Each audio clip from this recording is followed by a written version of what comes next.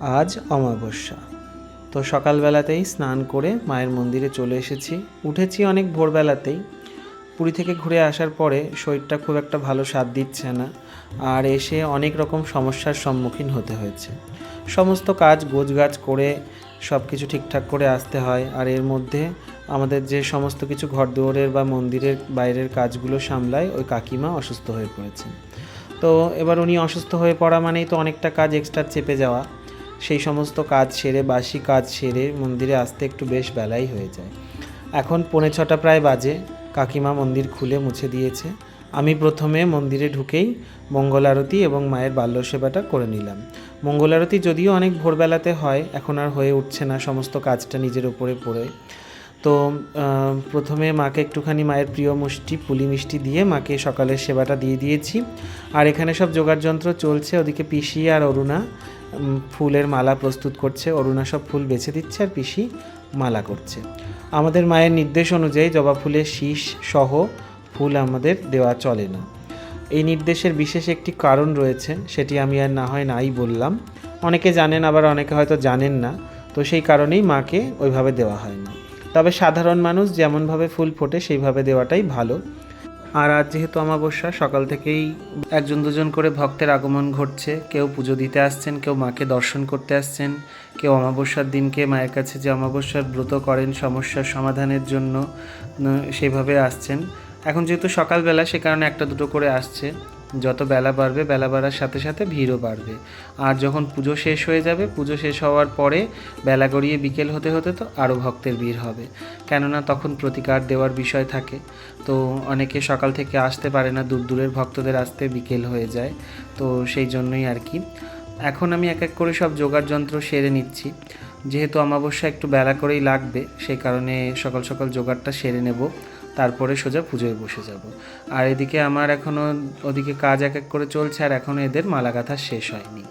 একটা মালা গেঁথেছে মায়ের জন্য, আর ছোট যে মায়ের যে ব্রহ্মশিলায় শিলা বিগ্রহে যে পরানো হবে সেই মালাটি এখনও অবধি গাঁথা হয়নি।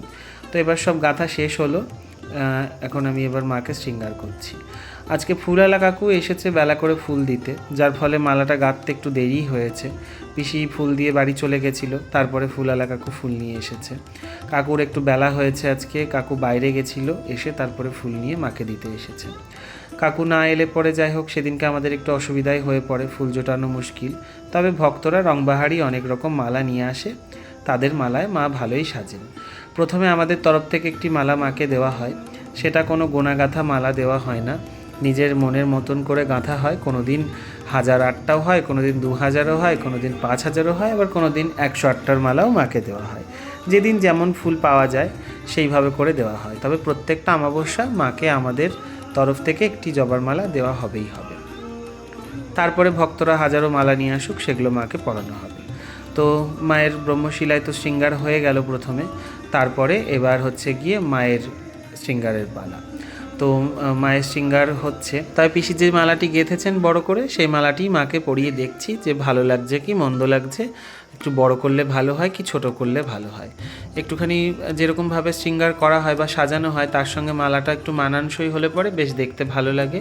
তো যাই হোক, পরানোর পরে বেশ সুন্দর করে মানানসই হয়ে গিয়েছিল।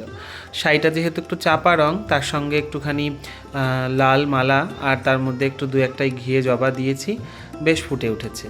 আপাতত বেটির এই একরকম শৃঙ্গার হলো, এরপরে আরও সাজবেন। বেশ তো সাজুনি, যত পারে সাজতে পারলেই ওর আনন্দ আর কি। আর আমিও সাজাতে পারলেই আমার আনন্দ। দেখুন কেমন লাগছে, কমেন্টে অবশ্যই জানাবেন যে কেমন লেগেছে আপনাদের। এদিকে জগৎগৌরী, পদ্মা, জগন্নাথদের, দুর্গাকে সকলকে সামান্য সামান্য ফুল দিয়ে আপাতত শৃঙ্গার করিয়েছি।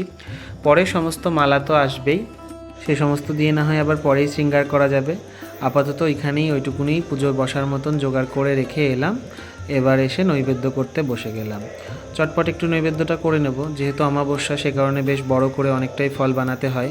কিছুটা আমি বানিয়ে এখন পুজোয় বসার মতন করে নিই, আর তারপরে বাদবাকিটা আমার দিদি, তারপরে রুমা, এরা সবাই মিলে বানিয়ে ভক্তদের প্রসাদ দেওয়ার জন্য প্রসাদী করে তারপরে সেটাকে ব্যবস্থা করে। আর এখন আমি বসে গেছি ফল বানানোর জন্য। আমার সঙ্গে সঙ্গে পিসি চলে এসেছে হাত দিতে। আমাদের পেছনের বাড়ির জেঠিমাদের গাছে অনেক বড় বড় কাঁঠাল হয়। তো এবছর একখানা বেশ বড় কাঁঠাল নিয়ে এসছে, একেবারে যেন কোলের ছেলে এত বড়। আর বলতে নেই, প্রচুর অগুন্তি কাঁঠালের রোয়া হয়েছে। তো পিসি ওই কাঁঠালটা ভেঙে দিচ্ছে। তো আমি এবার নৈবেদ্য করে এক ঝলক এলাম মন্দিরে দেখতে, দেখলাম বেশ ভক্তরা এসে বসেছে। আর এদিকে রুমা আর অমর মিলে সকলের পুজোগুলো নিচ্ছে। তো এক এক করে ভক্ত এসে এবার বসছে, আমিও সমস্ত জোগাড় যন্ত্র এক এক করে করছি। যতটা তাড়াতাড়ি হয় পুজোটা জোগাড় করে নিতে পারলে পরে অমাবস্যা লেগে গেলেই পুজোয় বসে যাব। যেহেতু অমাবস্যা, তো কারোর মানত থাকে, কারোর ক্রিয়া থাকে, কারোর এমনি ইচ্ছা করে পুজো দেয়, কেউ বা অমাবস্যা ব্রত পালন করে বলে আসে। তো যাই হোক, এবার তারপরেই আবার আমার জিয়াগঞ্জ থেকে এক ভক্ত এসেছে। ও আবার প্রচুর রকম ফুল গাছ লাগিয়েছে মায়ের জন্য, এবং বাড়িতে নিজের শখেও বেশ অনেক ফুল গাছ লাগিয়েছে। তো বেশ এই সময় ভালো ভালো পদ্ম লাগিয়েছে, পদ্মের সঙ্গে শালুকও লাগিয়েছে। তো গাছে কিছু ফুল হয়েছে, সেগুলো ভেঙে নিয়ে এসেছে মায়ের জন্য। তো এই পদ্ম আর শালুক দিয়ে মাকে সাজাচ্ছি। কিছুক্ষণ আগেই তো দেখলেন একবার সাজা হলো, আবার একবার সাজতে হবে। মানে ওনার যেন সেজে সেজে আর হয় না, এতই সাজুনি উনি, এতই সাজতে ভালোবাসেন। আর ভক্তদের ভক্তিতে আর ভালোবাসাতে উনি যেন আরও সুন্দরী হয়ে উঠছেন দিনের পর দিন। লক্ষ্য করলে দেখবেন মায়ের মুখের যে হাসিটা আগের থেকে কিন্তু আরও বেশি বেড়েছে, আরও সৌন্দর্য তার মুখের কিন্তু মানে কি বলবো, আরও বেশি বেড়ে উঠেছে। সম্পূর্ণটাই ভক্তদের ভক্তিতে এবং ভালোবাসায়। ভক্তরা মনের ভক্তি দিয়ে যেভাবে মাকে সাজাচ্ছেন, মাও দিনে দিনে সেইভাবেই সেজে উঠছেন। আর এদিকে সমস্ত যোগাড়যন্ত্র এক এক করে করে নিয়েছি, নৈবেদ্যাদিও হয়ে গেছে, মন্দিরে নিয়ে চলে এসেছি। এবার শুধু পুজোয় বসার পালা।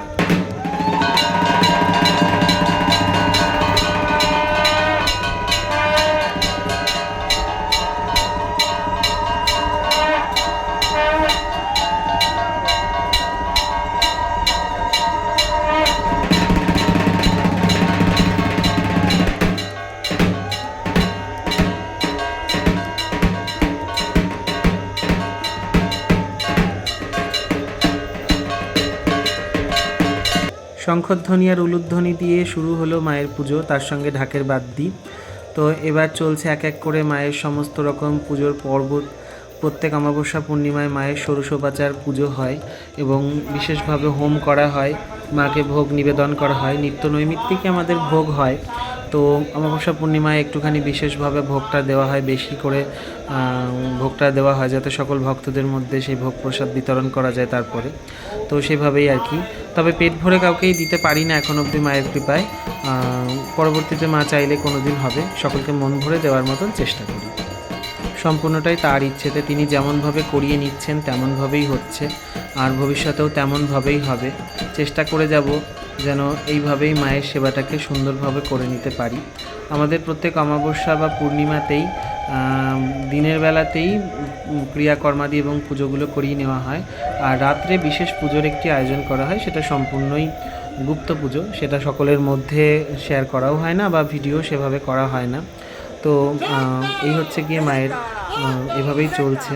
আজকে 14 বছর ধরে একই নিয়মে অমাবস্যা পূর্ণিমা এবং নিত্য নৈমিত্তিক যেভাবে যা মা নির্দেশ দিয়েছেন সেই অনুযায়ী পুজো হয়ে আসছে।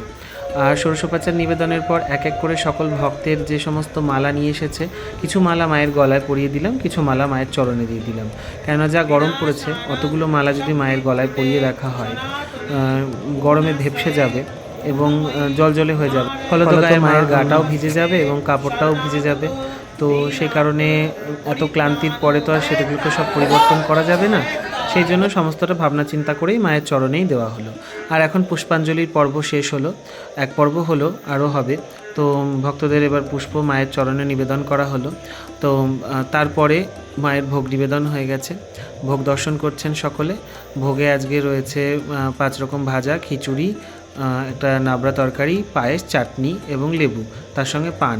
এই দিয়েই প্রত্যেক অমাবস্যা পূর্ণিমায় মায়ের ভোগ হয়। আর এভাবেই মায়ের ভোগ একইভাবে 14 বছর ধরে চলে আসছে। পরবর্তীতেও মা চাইলে এভাবেই চালিয়ে নিয়ে যাব। তারপরে পুজো শেষে ভক্তদের মধ্যে মায়ের আশীর্বাদী পুষ্প, হোমের টিকা, চরণামৃত এই সমস্ত সকল ভক্তদের মধ্যে বিতরণ করা হচ্ছে। আর এক এক করে ভক্তরা সারিবদ্ধভাবে তা নিচ্ছেন। অমাবস্যা পূর্ণিমা যেহেতু ভক্ত ভিড় বেশি হয়, সেই জন্য আগের থেকে প্রসাদ এইভাবে ভোগ হয়ে যাওয়ার পর ভোগের ঘরে চলে গেলে আমার দিদি, রুমা, ভোগ রান্নার কাকিমা এরা সবাই মিলে বেড়ে রেখে দেয়। আর তারামণি, রুমা এরাই সবাই মিলে ভোগ দেওয়া হয়, সকলের মধ্যে বিতরণ করে। প্রথমে কোনো বাচ্চা একটি মেয়েকে বা ছেলেকে দেওয়া হয়, তারপরে সকলকে দেওয়া হয়। তো এবার প্রসাদ বিতরণের পর এবার ভক্তদের মধ্যে প্রতিকার বিতরণে বসেছি। এক এক করে ভক্তদের প্রতিকার দেওয়া হচ্ছে। প্রতিকার বলতে আমাদের মন্দিরে মায়ের কিছু আশীর্বাদী বস্তু মায়ের নির্দেশে রয়েছে, সেগুলোই সকল ভক্তদের মধ্যে বিতরণ করা হয়। মায়ের কৃপায় সকলের কল্যাণ হচ্ছে এবং ভবিষ্যতেও হবে, তার জন্যই এত ভক্ত এত বছর ধরে বিশ্বাস ভরসা রেখেছেন এবং সকলের বিশ্বাসে ভরসায় মায়ের মন্দির আরও সুন্দর হয়ে উঠছে। দিনে দিনে মা আরও সুন্দর হয়ে উঠছেন এবং ভক্তদেরও জীবন সুন্দর হয়ে উঠছে, পরবর্তীতেও হবে। সকলে ভালো থাকুন, দেখা হবে অন্য ভিডিওতে। এখন মায়ের সমস্ত ফুল টুল সব পরিষ্কার করে নেব, তারপরে আমি প্রসাদ পাবো। এখন বসেছি মায়ের ভোগের প্রসাদ পেতে। সকলে ভালো থাকুন, দেখা হচ্ছে অন্য ভিডিওতে। ততদিনের জন্য অপেক্ষা করুন। অসুবিধার জন্য ভিডিও ঠিক মতন আসছে না। জয় মা।